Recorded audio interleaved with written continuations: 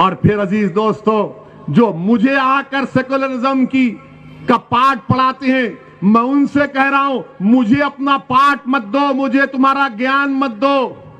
मैं बीजेपी से पूछना चाह रहा हूं, मैं आरएसएस के मोहन भगवत से पूछना चाह रहा हूं, मैं नरेंद्र मोदी देश के प्रधानमंत्री से और अमित शाह देश के होम मिनिस्टर से पूछना चाह रहा हूं, जो बार बार ये कहते हैं मुसलमान में इंतहा पसंदी बढ़ रही है। बोलते हैं ना, मुसलमान रेडिकलाइज हो रहा है, अंग्रेजी का वर्ड, हिंदी में कट्टरता कहते हैं उसको, कहते हैं ना। जहां दाढ़ी दिखी वो कट्टरता आ गई इसमें, जहां नारे तकबीर बोलो अल्लाह अकबर तो बोलेंगे यार ये तो कट्टरता की बात करता है, और मोदी जी यूं यूं करके नारे मारेंगे तो वह कुछ भी नहीं। अब हम ये जानना चाह रहे कि जो धर्म संसद के नाम पर उत्तराखंड हरिद्वार में और छत्तीसगढ़ रायपुर में क्या कहा गया था, कौन थे वो लोग? कट्टरता, रेडिकलाइजेशन, इंतहा पसंदी किस में बढ़ रही है? आपने तो मुसलमानों को कह दिया रेडिकलाइज, मगर ये कौन लोग हैं बताओ जो रायपुर में खड़े होकर कहते हैं कि इंसानियत को बचाना है तो मुसलमानों को खत्म कर दो।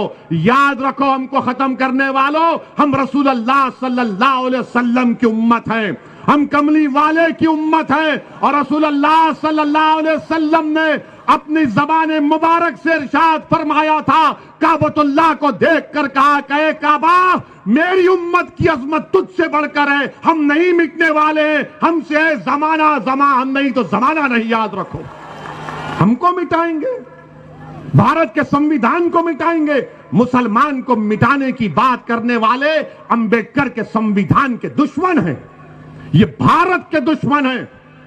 मैं मुसलमान हूं मगर मुझे इस वतन से मोहब्बत थी, है और रहेगी।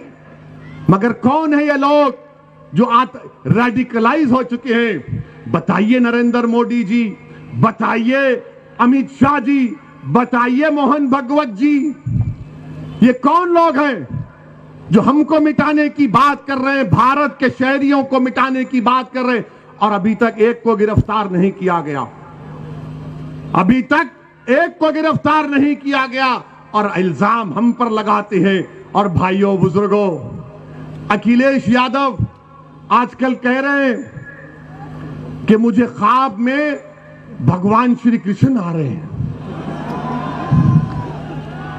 बीजेपी वाले मर्यादा पुरुषोत्तम राम का नाम लेकर पुकारती है। ये राम को देखते हैं, वो कृष्ण भगवान को ख्वाब में देखते हैं, और अखिलेश को तो आकर कह भी दिया कि तुम मुख्यमंत्री बन रहे हो, फिर तो इलेक्शन की जरूरत ही नहीं है। आप जाइए राजभवन जाइए, बोलिए कि भगवान ने आकर ख्वाब में कह दिया मुझे बना दो मुख्यमंत्री। मगर अखिलेश यादव सुनो, मेरे ख्वाब में असमोली के गरीब मुसलमान आकर मुझसे कह रहे हैं कि अब तुमको वोट नहीं देंगे इंशाअल्लाह ताला। मेरे ख्वाब में मुजफ्फरनगर के वो मजलूम मुसलमान जो अपने घरों से बेघर हो गए आकर कह रहे हैं कि कोई तो हमारी हक की आवाज बुलंद करो। मेरे ख्वाब में यह है कि इंशाअल्लाह उत्तर प्रदेश की विधानसभा में मजलिस के विधायक जीत कर जाएंगे, और उस विधानसभा के दरो दीवार को नारे तकबीर और अंबेडकर जिंदाबाद के नारों से बुलंद करेंगे इंशाअल्लाह ताला। मेरे अजीज दोस्तों और बुजुर्गों, संविधान की इज्जत, संविधान की अजमत को बचाना है तो आपको इन तमाम चीजों पर गौर करके फैसला लेना है। ये क्या बात है कि जो 50,000 हैं वो 1,37,000 के ऊपर हुकूमत करें, विधायक बनाएंगे? हमसे बड़ा कौन सेक्युलर है फिर? क्या तुमने अकीलुर रहमान को वोट नहीं दिया, मोहतरमा को वोट दिया? क्यों दिया? कि कल तक कोई विकल्प नहीं था, आज आपके पास एक विकल्प है। और ये तमाम सेकुलर पार्टियां कैसी है मालूम आपको? आपको गांधी जी का 3 बंदरों का किस्सा सुना होगा, आपने सुना होगा ना? वो तो जापान की 17 सेंचुरी की बात है जहां से निकला था ये। एक बंदर आंख बंद कर लेता है, एक बंदर मुंह बंद कर लेता है, एक बंदर कान बंद कर लेता है। आप अखिलेश से कहिए, अरे भैया मुजफ्फरनगर के कांड में इंसाफ नहीं हुआ, आंख बंद कर लिए।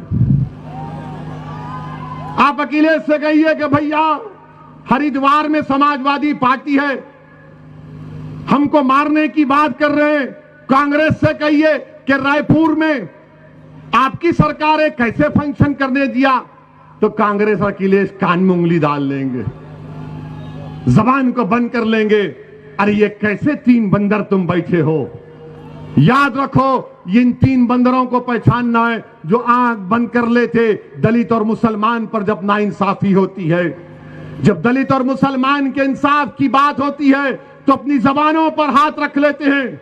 जब हम पुकारते हैं मदद के लिए कि मौलाना को मारा जा रहा है, पुलिस से आओ बचाओ, तो कान में उंगली डालकर अपने फोन को बंद कर लेते हैं। मेरे अजीज दोस्तों और बुजुर्गों, मुत्तहिद हो जाओ, अपनी पार्टी का साथ दो। भारत की जमहूरियत को मजबूत अगर करना है, उत्तर प्रदेश में आपको अपनी आवाज को और अपने हिस्से को हासिल करना है, तो इस हिस्सेदारी की लड़ाई में आप शामिल हो जाइए। इस हिस्सेदारी की लड़ाई में आप शामिल हो जाइए। मजलिस यही चाहती है कि तमाम लोगों को उनका इंसाफ मिले। मैं यहां पर CAA के कानून के खिलाफ जो संभल में एहतजाज हुआ था, मैं अल्लाह से दुआ करता हूं कि अल्लाह सुब्हानहू व तआला शहरोज उस्मानी को और मोहम्मद बिलाल को अल्लाह उनकी मग़फ़िरत करे। ये शहीद है, ये मुर्दा नहीं है, याद रखो। इनको गोली मारकर इनकी जान ले ली गई, ये शहीद है। हम इनको शहीद मानते हैं और अल्लाह ने कुरान में फरमा दिया कि इनको मुर्दा मत कहो, इनको ग़िज़ा मिलती तुमको इस बात